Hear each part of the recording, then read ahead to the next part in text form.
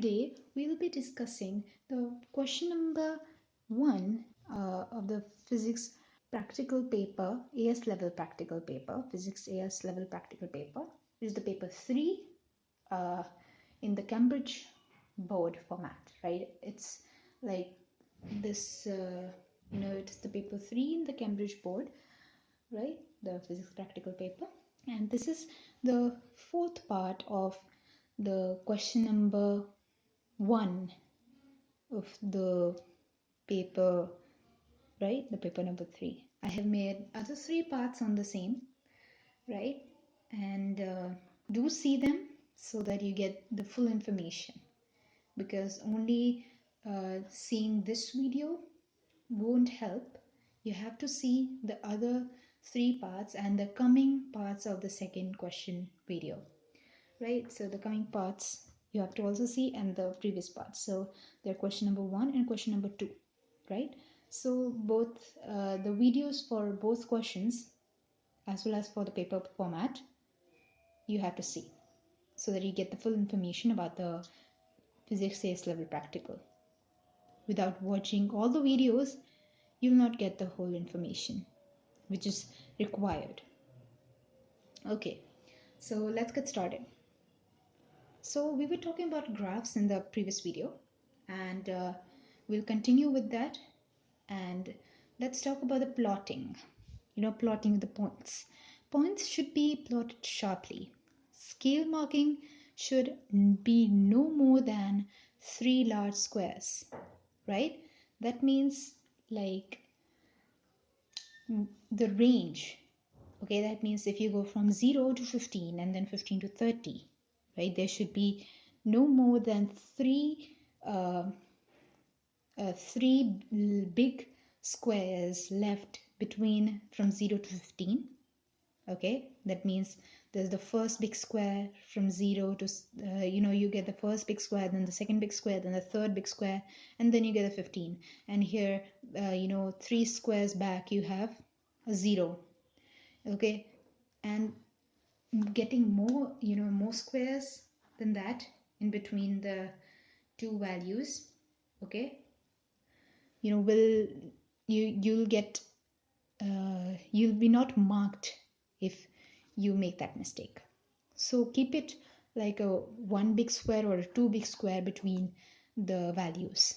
Okay, just leave that much, no more than that. I'll recommend that. Okay, leave no more than 2 squares. Okay, 2 big squares in between, no more than that. I'll recommend it should be 1, but if you want to keep it 2 big squares, then it's okay, but don't keep it 3 big squares or 4 big squares between two values, okay, in a graph, right? So now it said points should be plotted sharply, so use a pencil firstly.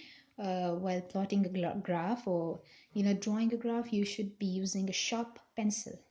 Okay, a sharpened pencil you should be using, right? And then you should be plotting it sharply. You're plotting the points sharply. I'll recommend that you use small crosses rather than using small dots, because blobs, which are dots with diameter less than 0.5, are not allowed, are not accepted, right? Because they are not visible and they can be not accepted as an answer. Okay, so the answer should be clear. That means the dots or the plotted points should be clear to the examiner that you have plotted them, that the dots are visible to them.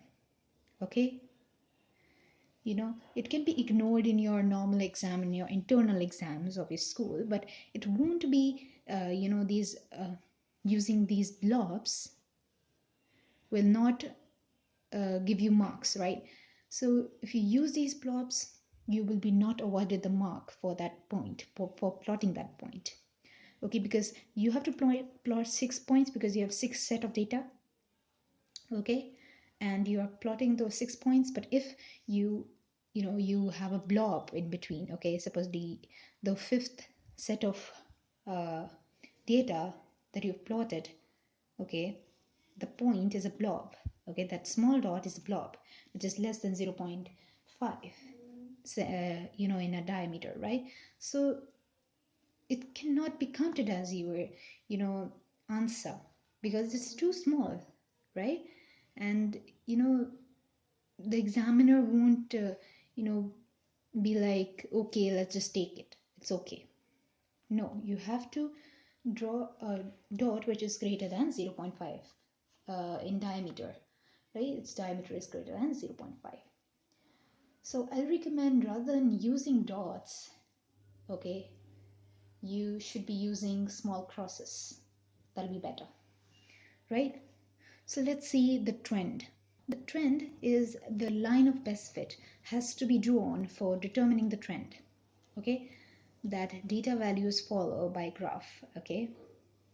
So to determine the trend by using a graph, you should be drawing, or you have to draw a line of best fit, okay? That will show you the trend, okay? Is the trend positive, or it's like the gradient of the line of best fit is positive or negative, okay? So the line of best fit means the line drawn using the average of all points, okay? So the line of best fit would be made using the points in the trend. It is basically the line that passes through most of the points in the graph, okay? It's the line that passes through most of the points. It's a straight line that passes through most of the points, okay? And it can be said as the average of all points, okay? And that determines the trend. Okay, so we were discussing about the graph, right? So now let's discuss about finding the gradient and the y-intercept in the graph. This is the evaluation and analysis part of your paper, okay? So in this, you should be knowing what's the gradient and what's the y-intercept, okay? Because it's the basic information that you are required to know. It'll be not mentioned in your paper. The formulas won't be mentioned in your paper, okay? So you should be knowing that already. Okay, so it's the evaluation part. You have to evaluate in this.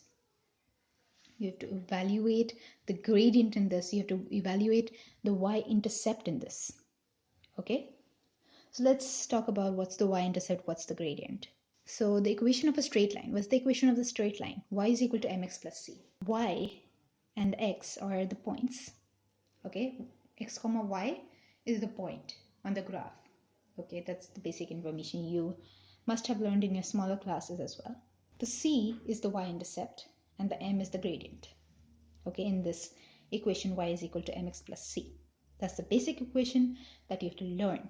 You should be knowing it at any cost. Okay, else you lose those marks. It's at least worth 3 marks. This question, 3 to 5 marks. Okay, and you should be knowing these two formulas, right, for calculation. These two formulas are essential for calculating, and you should be knowing how to the point, how to read a point on a line, on a straight line, right? You should be knowing that as well. So I expect you to know how how to determine the x value and the y value of a point on the straight line graph, right? On the straight line, on the slope, any point, right? The value of x or y at any point, right? Let's see how to find the m first, right? So m is equal to y2 minus y1, and m is equal to y2 minus y1 divided by x2 minus x1. So it's basically the change in y upon the change in x. M is the change in y upon the change in x, right? And for your information, m can be negative and m also can be positive. That means the slope is facing upwards. Right now the m is positive, but if the slope faces downwards, okay, then the m would be negative. Okay, so here you see this is a slope, the straight line, this is a slope, right? And this is the y2 and this is the y1. Okay, we go like this. So this is the y1, this is the y2. The reading here will be y2, this reading here will be y. So this reading here will be y2 and this reading here will be y1, right? And this y2 minus y1 will be the change in y, right? And this is x2, right? This point is x2 and this one is x1. So x2 minus x1 will be your change in x. That's it. Now that's easy information. You can just store it in your mind easily. So remember this. This is very important. And this is the most basic thing that you are expected to know, right? The most basic thing you're expected to know. Then let's move to the second part. Now let's discuss what's the y-intercept. Now y-intercept, by this formula you can see that y-intercept can be written as c is equal to y minus mx. So that can be the formula of the formula of c. Okay, using this equation we can determine the c. But if we want to easily determine the c by seeing the graph, you can determine the c by seeing the graph. It's very easy. You can determine it by seeing this. Let's see this example, right? So this is your slope and this is the origin, right? 0, 0, and this is your starting point of your slope. So let's take the starting point of your slope, right, on the y-axis as y2, right? The y-axis value of your starting of the slope as y2 and the origins y value, which is 0, right? And we can name that as y1. So here for sure the y1 is equal to 0 and the y2 will be the starting of your slope, okay, the value of y at the starting of your slope. So c is equal to y2 minus y1, where y1 is always equal to 0. Remember that. So this is your c. You can read it off the graph, all right? Or another way of finding the c is equal to y minus mx. So this was all for the question number 1. In the next video, we'll discuss about the question number 2. And make sure you see the other parts of the video about this practical, right? The question number 1, okay, all the videos for question number 1 and the paper format video. We'll discuss about the question number 2 of the physics practical in the next video. So till then, stay tuned. So I'll provide you with some more examples on this topic in my next video. And if you are new to this channel, please do subscribe this channel and also like this video and share it in your friends circle so they can also take advantage of this. And do click that bell icon so you never miss any updates of this channel and get notified every time.